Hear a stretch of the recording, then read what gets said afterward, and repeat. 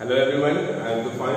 So today we are going to revise the chapter division, which we have already learned, but I have seen you are doing slightly mistakes, especially to understand the properties and all. And if you don't are able to understand the properties, then few exercises are there which are based on properties only. You will not be able to solve. So let's revise properly again. So the chapter name is division.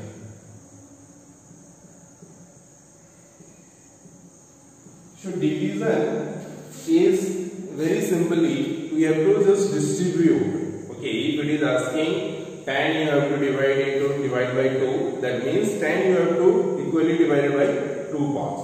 Okay, that means 5. Right. So here first let's discuss some properties. Properties number 1 is saying if you divide any number, if you divide 0 by any number, the result will be always 0 only. So if you divide 0 by 7, answer will be 0. If you divide 0 by 48, answer will be 0. If you divide 0 by 7932, the answer will be 0. ये value चाहे कोई भी हो जाए, the result will be 0 only. So the product of two number is the divisibility of two number when it is 1 0 and another number, the answer will be 0, result will be 0. So this is very simple property. अब इस property से किस तरह का question पूछा जाता है वो हम लोग देखेंगे. इस तरह से पूछा जाता है कि dash divided by 7 is equal to 0. तो आप अगर ये प्रॉपर्टी नहीं जानोगे तो आपको प्रॉब्लम हो जाएगा ये क्वेश्चन बनाने में कि कितना से हम लोग 7 डिवाइड करें कि 0 आए. तो ये वेरी इजीली, बहुत ही इजीली अगर आप इसमें 0 लिखते हो, आपको प्रॉपर्टी पता रहता है, तो आप यहाँ पे सिंपली 0 लिख दोगे कि 0 को अगर हम लोग 7 से डिवाइड कर रहे हैं तो 0 आता है. ठीक है. उसी तरह से आपको ये पूछा जा सकता है कि 0 divided by how much is equal to 0, ये भी पूछा जा सकता है. ठीक है. तो यहाँ पे आप कोई भी डिजिट लिख दो, 7 8 9 10 11 कोई भी लिख दो, वो 0 ही होगा. अब हो सकता है आपको इस तरह से भी पूछा जाए कि 0 divided by 89 is equal to how much, तो इसमें भी आपको क्या लिखना है, 0 लिखना है. तो इस तरह से वेरियस काइंड ऑफ क्वेश्चन जो है आपको पूछा जा सकता है related to fill in the blanks, कि 0 के साथ अगर आपको कोई नंबर को मल्टीप्लाई करना है तो उसका रिजल्ट क्या होगा, ये प्रॉपर्टी के हिसाब से. ठीक है. अब नेक्स्ट प्रॉपर्टी हम लोग का बोला जाता है वो है डिविजिबल बाय 1. ओके. कोई भी नंबर को अगर एक ही बार डिवाइड करोगे, एक ही आदमी को दोगे, तो वो तो सेम ही रहेगा. ठीक है. तो अगर मान लो आपका कोई वैल्यू है 835, तो इसको अगर 1 से डिवाइड करते हो तो इसका रिजल्ट सिर्फ 835 ही आएगा. मान लो कोई चीज है तो 835 पाउंड है और एक ही आदमी में बांट रहे हो, तो कितना होगा, वो सारा मिलेगा उसी को. ठीक है. तो उसी तरह से अगर 45 को आप डिवाइड करते हो 1 से, वो 45 ही होगा. तो 1 से कोई भी नंबर को डिवाइड करते हो तो उसका रिजल्ट जो होता है नंबर इटसेल्फ होता है. Very easy, very simple. तो अब इससे भी रिलेटेड क्वेश्चन वैसे ही पूछा जाता है कि dash divided by 7, so dash divided by 1 is equal to 52. तो यहाँ पे क्या हो जाएगा, 52 हो जाएगा. ठीक है. अब पूछा जा सकता है कि 39 divided by dash is equal to 39. तो यहाँ पे क्या हो जाएगा, 1 हो जाएगा. अब हो सकता है और भी तरीके से पूछा जाए कि 47 divided by 1 is equal to how much. तो यहाँ पे क्या हो जाएगा, 47 हो जाएगा. ठीक है. तो इस तरह से क्वेश्चन जो है प्रॉपर्टी बेस्ड पूछा जाता है. ये सेकंड प्रॉपर्टी है. ठीक है. अब हम लोग थर्ड प्रॉपर्टी का बात करते हैं. वो ये है कि कोई भी नंबर को अगर सेम नंबर से आप डिवाइड करते हो तो उसका रिजल्ट जो होता है वो हमेशा 1 होता है. तो अगर मान लो आप 892 को आप डिवाइड करते हो 892 से ही, तो इसका रिजल्ट क्या होगा, 1 ही होगा. अगर आप 69 को डिवाइड करते हो 69 से, तो इसका रिजल्ट क्या होगा? 1 ही होगा। तो इसी तरह से वेरी सिंपली आप कर सकते हो, अगर दोनों सेम डिजिट होता है और उसको सेम डिजिट से डिवाइड करते हो तो उसका जो रिजल्ट होता है वो 1 होता है। तो इससे रिलेटेड क्वेश्चन अब इसी तरह से पूछा जाता है कि 69 divided by how much is equal to 1। ठीक है, अब पूछा जा सकता है dash divided by 45 is equal to 1, या तो पूछा जा सकता है कि 98 divided by 98 is equal to dash. ठीक है, तो यहाँ पे तीन तरह से पूछा जा सकता है, तो हम लोग यहाँ पे क्या लिखेंगे? वेरी इजीली 69 ही होगा, क्योंकि 69 divided by 69 is equal to 1 only. तो यहाँ पे कितना होगा? 45 भी होगा, 45 divided by 45 is equal to 1। तो यहाँ पे 98 divided by 98 is equal to 1। तो इस तरह से ये तीन प्रॉपर्टी हम लोग का जो है डिवीजन का इस चैप्टर से है। तो ये जो चैप्टर है हम लोग का, इसका फर्स्ट एक्सरसाइज बेस्ड है यही सारे प्रॉपर्टी से रिलेटेड, यही सारे प्रॉपर्टी को लेकर। ठीक है, तो these all things first you have to keep in mind. Now we will see very interesting thing in division, that is dividing by 10, 100, thousands, dot like this. Okay, how can we divide very easily, or how can I tell the answer quickly? I mean quotient and remainder without dividing. Okay, so मान लेते हैं एक number दिया हुआ है, वो है 4, 3, 2, 4। ये आपको डिवाइड करना है 1 से, तो इसका कोसेंट कितना होगा और रिमाइंडर कितना होगा? यहाँ पे जो भी कोसेंट होगा हम लोग वो लिखेंगे, यहाँ पे जो भी रिमाइंडर होगा हम लोग वो लिखेंगे। ठीक है, तो इसको जब आप डिवाइड करते हो तो इसका कोसेंट कितना आएगा? यस, ये 4, 3, 2, 4 कोसेंट आएगा, रिमाइंडर कितना आएगा? 0 आएगा। ठीक है, तो क्योंकि 4324 और 4324, तो रिमाइंडर इसका 0 आएगा। यहाँ पे वेरी इंटरेस्टिंग, बहुत इंटरेस्टिंग चीज है देखने का, ये चीज नोट कीजिए। ठीक है, आप मान लेते हैं हमको 4324 को डिवाइड करना है 10 से, तो कोसेंट क्या होगा, कैसे निकालेंगे?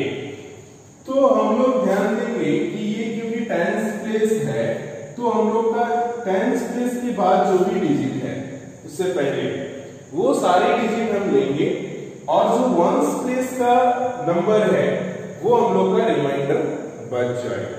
ठीक है, तो यहाँ पे हो जाएगा हम लोग का कोसेंट में हो जाएगा 432, रिमाइंडर हम लोग का चल जाएगा 4।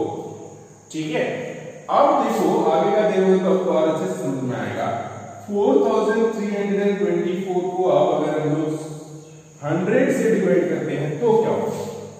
तो हम लोग जो है इसका फर्स्ट और वही 1 से 10th प्लेस को लेंगे, और बाकी जो है वो परसेंट हो जाएगा, और 1 और 10th प्लेस यहाँ फर्स्ट 2 प्लेसेस का जो नंबर होगा वो रिमाइंडर में बच जाएगा।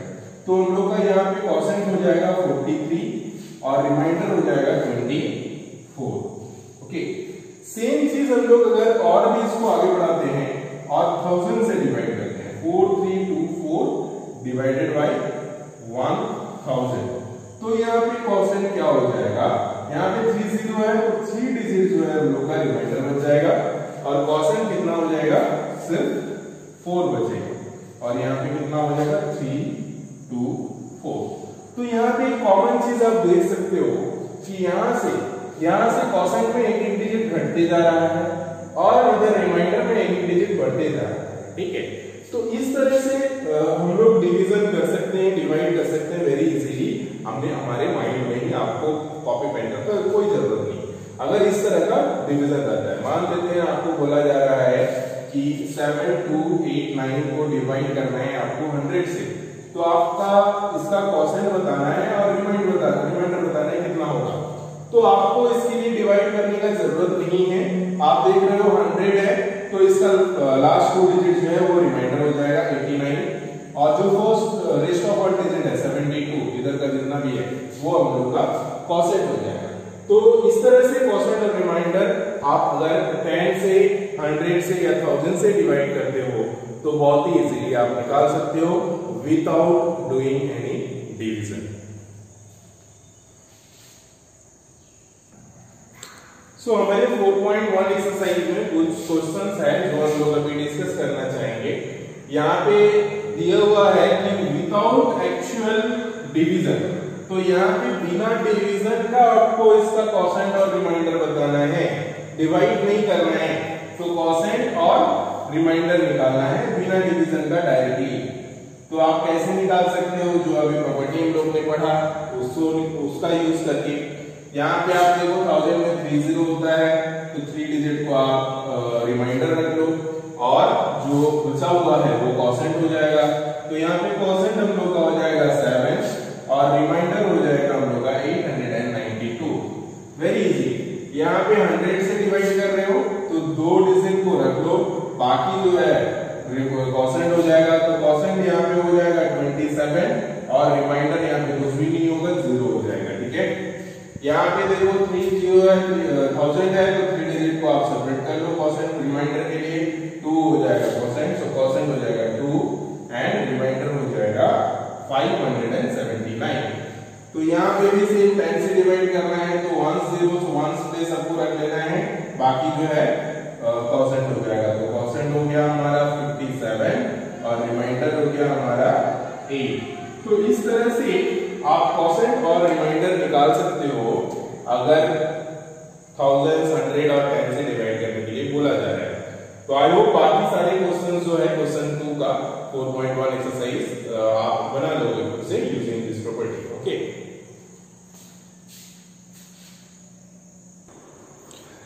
now we will see one type of question which is based on this chapter only. Okay, first question is asking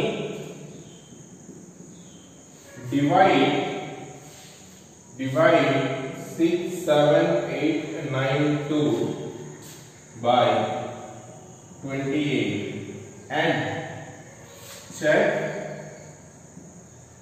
your answer. आपको पहले डिवाइड करना है, उसके बाद आंसर भी वेरीफाई करना है कि is that answer is correct और नॉट। तो चलिए हम लोग डिवाइड करते हैं इसको और चेक करते हैं रिजल्ट जो है वो सेम है कि नहीं। ठीक है, तो डिवाइड करने के लिए सबसे पहले हम लोग जो 28 है इसको लिखेंगे, ओके, जिसको डिवीजर बोला जाता है, और उसके बाद हम लोग का डिविडेंड लिखाएगा 6 7 8 9 2। ओके, अब हम लोग सबसे पहले चेक करेंगे कि 28 का टेबल्स में कितना टाइम्स में या तो 67 आता है या तो उससे कम आता है। ठीक है, तो हम लोग जानते हैं 28 times 2 is equal to how much, 8 2 are 16 6 1 carry 2 2 are 4 1 5 56, right. 8 2 are 16 6 1 carry 2 2 are 4 1 5, इस तरह से मैंने किया। ठीक है, तो आप अब इसको सब्ट्रैक्ट करना है 1 1 11, तो क्योंकि 28 से स्मॉल है 11, तो हम लोग क्या करेंगे और एक यहाँ पे ले आएंगे, तो 8 आ गया। ठीक है, तो 118 आ गया है, मतलब कितना टाइम्स मिल जाएगा, 4 टाइम्स में चेक करो, 4 times, 4 8 are 32 2 3 carry 4 2 are 8 8 9 10 11, so 112। again we will do subtraction, so 6 आएगा यहाँ पे, तो 9 बचा हुआ है हम लोग का 69। तो आप चेक करो how many times 28 is equal to 69, 2 times again लगाओ। अच्छा, हम लोग का और एक नंबर छूटा हुआ है यहाँ पे, 2 भी है। ठीक है, तो यहाँ पे हम लोग का और एक डिजिट छूटा हुआ है, वो है 2। ठीक है, तो ये हो गया 67 69, so again 2 times I am checking, so 2 times 28 is equal to 56, so 56 6 7 8 9, okay, 5 6 15, 1 3 and 2 will go again, so 132, so 132 means again 4 times 428 are 112, 112, so how much will be the remainder, 0 and 1 2 3 2 20. Okay, 20 is coming remainder. Please check, because when we will check the answer, then definitely it will come if any mistakes we used to do. तो सबसे पहले division करने से मतलब check करने से पहले we should aware about the terms related to the division. First these terms, second these terms which we have from beginning only, and after then two more terms, this is and the remainder which we are getting, and this is the quotient. Okay, so quotient and remainder is no problem, everyone is aware about that. Maximum of the students become confused in divisor and dividend. Okay, so this number by which you are dividing, this is called divisor. Okay, so the number by which you are dividing is called divisor, and the number which you are dividing, जो divide कर रहे हो, उसको हम लोग क्या बोलते हैं? उसको हम लोग क्या बोलते हैं? डिविडेंड. डिविडेंड. Okay, DIVIDEND. तो ये जो डिवीजर है और ये डिविडेंड है, ये हो गया हम लोग का क्वोशेंट,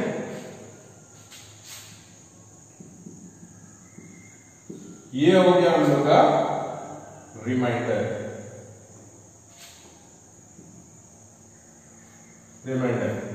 ओके, तो क्वोशेंट जो रिजल्ट आता है, रिमाइंडर जो बन जाता है, डिवीजर जिससे डिवाइड करते हैं और डिविडेंड जिसको डिवाइड करते हैं. तो अब एक रिलेशन है, ये जो चारों टर्म है, ये सारा चारों टर्म का एक रिलेशन है. रिलेशन ये है कि जब आप डिवीजर को मल्टीप्लाई करते हो क्वोशेंट से और जो भी रिमाइंडर बचता है उसको ऐड कर देते हो, तो हम लोग का जो रिजल्ट आता है वो डिविडेंड आ जाता है. तो वहीं रिपीटिंग अगेन, जब डिवीजर को मतलब 28 को क्वोशेंट के साथ मतलब ये नंबर के साथ अगर आप मल्टीप्लाई करके जो भी रिमाइंडर बचा है उसको ऐड कर दोगे तो आपका ये नंबर आ जाना चाहिए. अगर ये नंबर नहीं आता है, ये नंबर मतलब डिविडेंड नहीं आता है, तो आपका जो डिवीजन है वो गलत हो जाएगा. तो लेट्स सी, यहाँ पे हम एक बार चेक करते हैं. अगर आप 24 को 28 से मल्टीप्लाई करते हो, 24 को 28 से आप मल्टीप्लाई करते हो, तो चेक करो कितना होगा. 4 8 are 32, 2 3 carry, so 2 8 are 16, 17 18 19, 9 1 carry, 4 8 are 32, 32 and 33 is 3 carry. Okay, so 8 2 are 16, 17 18 19, so 19.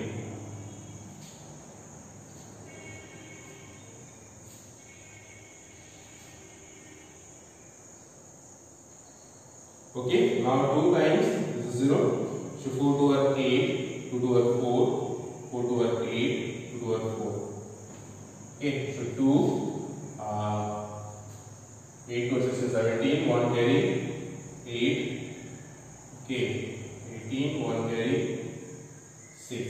So 6 double 8 7 2, and now remainder we have is 20. So we will have to add that 20 also. Okay, so 2 9 8 8 6. So 6 double 8 9 2. 6 double 8 9 2. So here some mistakes we have done. Maybe it is 6 7 8 9 2 आना चाहिए. तो 6 7 8 9 2 आना चाहिए. यहाँ पे कितना है? 8 हो गया. हाँ, यहाँ पे 17 होगा ना. 17 7 हो जाएगा. यहाँ पे क्या हो जाएगा? 7 हो जाएगा. तो इस तरह से आप देखो 6 7 8 9 2, 6 7 8 9 2 ये आ गया. तो इसका मतलब हम लोग का जो ये था डिवीजन है ये करेक्ट है, सही है. तो वेरी सिंपली हम लोग कंक्लूजन ये निकाल सकते हैं. बेसिक थिंग आपको ये पता रखना है, ठीक है, कि जो रिलेशन बनता है वो ये है. ये चारों का जो रिलेशन बनता है, आप या तो पहले ये सब लिख सकते हो या तो पहले डिविडेंड लिख सकते हो, ये आपको ऊपर डिपेंड करता है. तो तरह से लिख रहा हूं, divisor multiply quotient plus remainder is equal to dividend.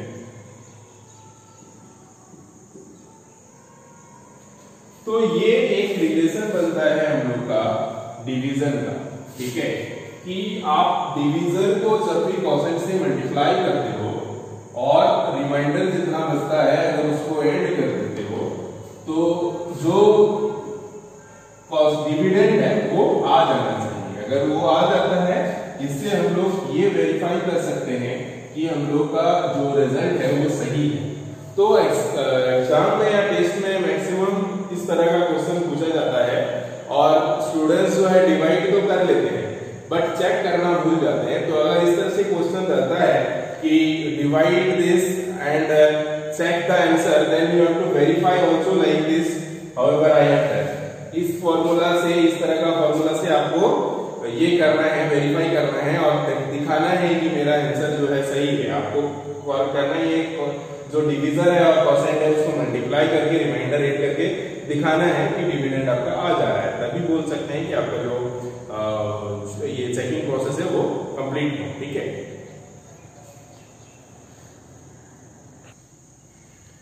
इसके अलावा वर्ड प्रॉब्लम्स है related to division, that is very easy.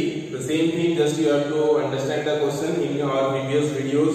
You can go to the YouTube playlist and check the word problems which we have explained earlier. We have also explained about the divisibility criteria, divisibility rules also. Maximum of the students learn mistakes in divisibility rules also. So go through once all the rules I have explained in previous videos also, and in your books also it is available. Okay. So that's all about this video. Now we will learn next topic. So your homework will be 5 word problem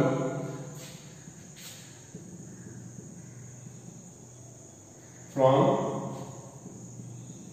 this chapter 4 I think. Okay. So division chapter से आपको कोई भी 5 word problem बनाना है, ठीक है। Copy में बनाना है, लिख के बनाना है, ठीक है। किसी को कोई भी डाउट हो you can ask. Thank you, have a good time.